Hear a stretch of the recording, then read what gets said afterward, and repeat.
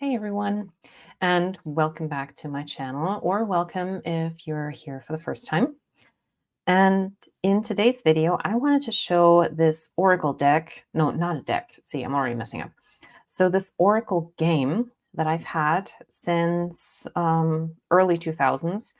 This was released in the year 2000. This is already the second edition. I don't know, the first one might have come out in 1999 or something. It was sold here in Germany by a bookstore that back in the day, early 2000s, they were like the first bookstore over here that sold exclusively through a catalog. And a couple of years later, they started having real stores in the bigger cities where you could also go to with a limited amount of inventory that they had, but you could order everything from the catalog. And now they also have other items for home decor. Anyway, so this is something that I saw in the catalog way back when. And I was gifted this for either birthday or Christmas from my family. And I've used it a couple times back then, but I just, like, over the years, it has been buried deep down in my closet somewhere, and I haven't really used it.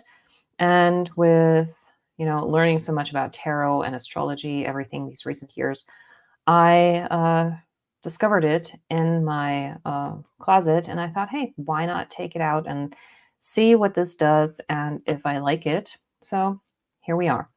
So this is like, there's a guidebook that comes with it, and it's just called the Egyptian Wisdom Game. So a secretive question and answer game, or like, yeah, that's kind of, so this comes with a guidebook that is quite a big one. It doesn't even fit completely in the frame here. So Fatima Al-Rashid, she's the one who did all of this, and it is played with these wooden tiles. So there's 29 of them, and they have these gods and goddesses on them that you would then read the meaning of for wherever they land. But that in a bit. So what we have here is basically, so the way that this is structured is that this square is supposed to be the bottom of a pyramid. And then you have these temples of the gods and goddesses here that you would put a tile in each, and then they have different meanings. So each tile has 4 meanings upright, and it also reads reversals like in tarot. So you've got 8 meanings for each of the tiles. Now, these temples have specific meanings, just like prompts in a tarot spread. So the first one here we have is Amun. So his temple. So here in the book, it says that he is the Lord of creation, and he is the head of the Egyptian gods. His temple here talks about information about the player's outstanding character. So here they call it player because it's like supposed to be kind of like a game where one person is the oracle and the other person is receiving the message. But I've always just done this by myself, unless I was reading for family members. So yeah, so when they say player, they mean the person who is getting the message. So yeah, Amun here is for the me, myself, and I, the character. Now we've got Osiris. He is, it says, the god of harvest and fertility, but also the chief god of the dead. And it was his wife, Isis, who helped him overcome death through love, and because she put all the pieces back together. And so this position here provides information about physical and mental well-being. Then we have Hathor, and it says she's the Egyptian goddess of love and motherhood. And this position provides information about relationships. So how about love, friendships, what relationships have a formative influence on you? And, how do they affect you in your life? And then also here we've got Ma'at. And this is the goddess of order and justice. And this position provides information about the professional situation. So basically, this is the work prompt. So where are the disruptions? Are work and private life in harmony? So how's the work-life balance? And is it maybe time for a career change? So these are the 4 prompts, the 4 positions or temples as they call them here are. And now let's look at these tiles for a moment.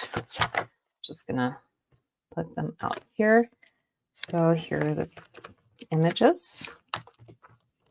So some of them are sideways, like here, for example, and young me, like this was like, we've got 2024 now, and I got this in 2000. So 24 years ago, I marked them which way is up and which way is down for the reversal reading. So yeah, we've got a few more, like this one is also sideways. Come on, focus. And yeah, here's another one. Here's one. So yeah, and in the book, so if you don't know which way is up and down, like in the first inside cover page of the book, here are all the symbols, also with all of their names, so that you can look them up quite easily and know which is which. The funny thing is here, they made it this way, even though it's like this way. Same with this one. I don't know why they couldn't just keep that format, but oh well. And so let's just get these out of the way for a moment. So then in the book, it also gives a very brief overview of the timeline of like 5,000 years, like what happened in Egypt, what was it like, and then it goes like in the book, it goes a little bit more into detail about what happened in the history back there. So not too much, but just to get a quick idea. And then here it tells you how to play this game. And this is where it gets a little bit weird for me because I never really understood how they came up with this way of doing it. So you got the board and you have these numbers here. So you're supposed to take all the tiles, put them face down, give it a good shuffle, and then put them into this formation. So you've got 29, and so the first 25 go in this pyramid shape, and then the other ones go in the 4 corners. And then choosing 1, 2, 3, and 4. So for number 1, you're supposed to pick the first one. For number 2, it's the 17th. For 3, it's supposed to be 23, and for 4, it's 29. Now, nowhere in the text does it explain how they came up with these numbers. So I don't do it this way. The way that I do it is simply, let's just put the book to the side. I just turn them all, face down, and just do that. And I'll just give them like a quick swirl and shuffle. And then I just pick 4 random ones and I just put them on the temple. So that's just for purpose of exercising this. So I'm going to take one here, do it right side up, and one here. So now I have chosen my tiles. I don't need the other ones anymore for now. And the way that this is supposed to be played now is you're supposed to turn them over so you see what it is, which I think at this point doesn't really make sense. And then you're supposed to close your eyes and start turning, right, in a way where you feel, okay, now this is the right position. So I'm just going to turn it this way. Okay. And now I look at how the numbers are. So they're facing this way. So if I want to make it easier for me, I just turn them all over. So now they're facing me and I know how to read them. And now I'm just going to look at them and see what they are. So here, this one is in reverse. The rest ones are right side up. And now I look at the guidebook and see what each of these mean in these temples. So let's give this a try and see what we have. So the first one here, let's just start with, no, actually, this is the first one. So let's see which this one is. So it says that this is their phoenix. So I'm going to look up phoenix in the book. Hang on a second. Where is the phoenix? Here it is.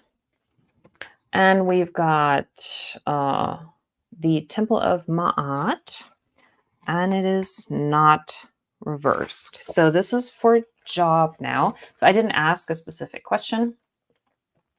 So where is it here? So the Temple of Ma'at for job.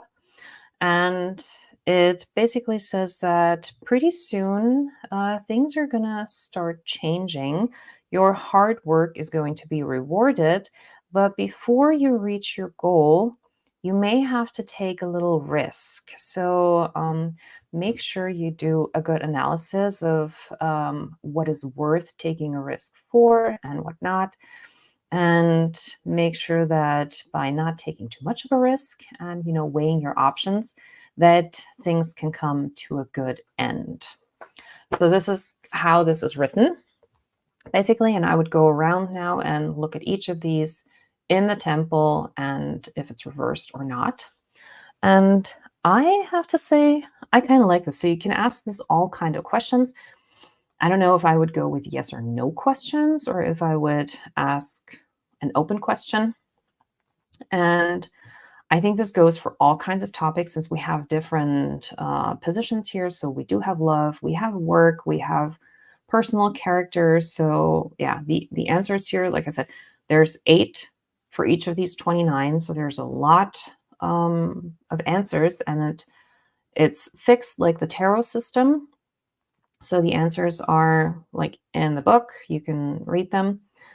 And maybe for someone who knows Egyptology, they can put like a secondary layer onto these, like knowing all these symbols and gods and goddesses. Maybe they have a way of reading even more into this. I think this is Horus here. And, they can get a lot out of it.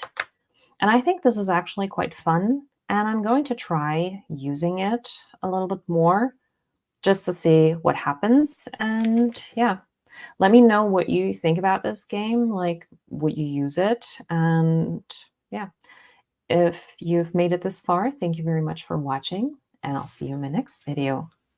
Bye.